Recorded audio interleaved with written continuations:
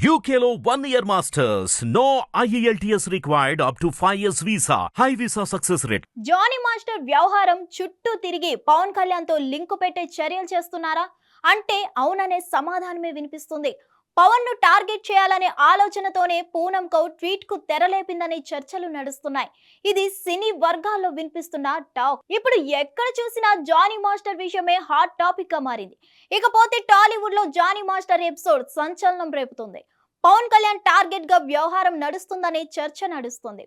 లైంగిక వేధింపుల ఘటనలో జానీ మాస్టర్ చుట్టూ ఉచ్చు బిగుస్తోంది. జానీ మాస్టర్ వ్యవహారం రేపిన సెగ జనసేనకు తాకడంతో పవన్ కళ్యాణ్ అలర్ట్ అయ్యారు. దాంతో జానీ మాస్టర్ ను జనసేన నుంచి పవన్ దూరం పెట్టడమే కాదు, అతన్ని పార్టీ నుంచి సస్పెండ్ చేశారు. జానీ మాస్టర్ తీరుపై ఫిలిం ఛాంబర్ ఆగ్రహం వ్యక్తం చేస్తుంది. అంతేకాదు సినీ ఇండస్ట్రీలో లైంగిక వేధింపులకు గురైన వారు తమకు ఫిర్యాదు చేయవచ్చని పేర్కొంది. అంతేకాదు లైంగిక వేధింపులపై ఫిర్యాదు చేసిన వారి వివరాలు రహస్యంగా ఉంచుతామని చెప్తున్నారు. ఇక్కడ మరో విషయం ఏంటంటే జానీ మాస్టర్ ఆ మహిళపై ఎన్నో ఏళ్లుగా అత్యాచారం చేసినా ఇప్పుడు సదర్ లేడీ కొరియోగ్రాఫర్ ఎందుకు ముందుకొచ్చింది? ఎన్ని రోజులు ఏమైంది? ఎందుకు ముందుకు రాలేదు? ఇప్పుడే ఫిర్యాదు చేయడానికి గల కారణాలేంటి? ఎవరైనా ఆమెపై ఒత్తిడి తెచ్చారా అనే విషయాలు కూడా హాట్ టాపిక్ గా మారాయి.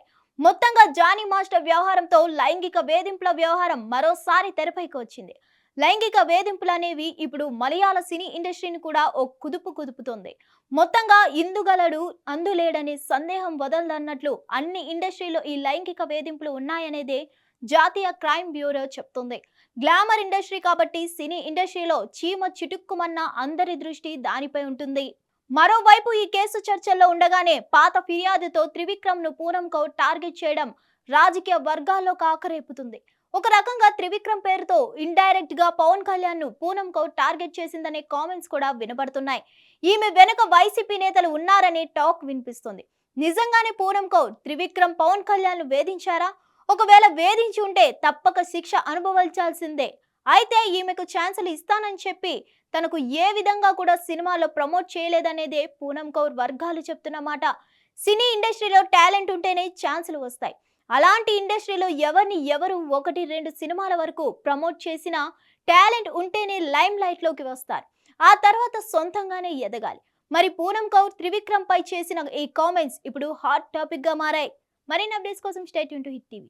హిట్ టీవీ యాప్ ని డౌన్లోడ్ చేసుకోండి. ఇందులో short news, live news, entertainment movies అన్ని అవైలబుల్ గా ఉన్నాయి. Please download Hit TV app. Hit TV app. Hit TV యాప్ని ఫ్రీగా డౌన్లోడ్ చేసుకోండి.